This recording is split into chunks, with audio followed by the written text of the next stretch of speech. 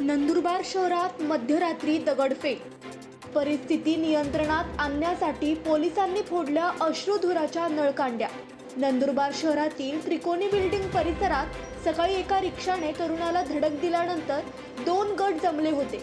तेव्हा पोलिसांनी वेळीच हस्तक्षेप करत परिस्थिती नियंत्रणात आणली होती. मात्र मध्यरात्री शहरातील विविध भागात अफवांना पेव फुटल्यानंतर काही संवेदनशील भागात दगडफेकीला सुरुवात झाली.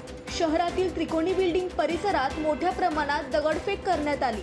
पोलिसांनी जमावाला पांगवण्यासाठी 15 अश्रुधुराच्या नळकांड्या फोडल्या. शहरातील संवेदनशील भागात मोठा पोलीस बंदोबस्त तैनात करण्यात आला आहे. ॲक्च्युली सकाळी एक घटना घडली होती. त्याच्या अनुषंगाने काही मॉब जमला होता. मग त्या अनुषंगाने दुपारपासूनच आपले शहरामध्ये बंदोबस्त लागलेला आहे.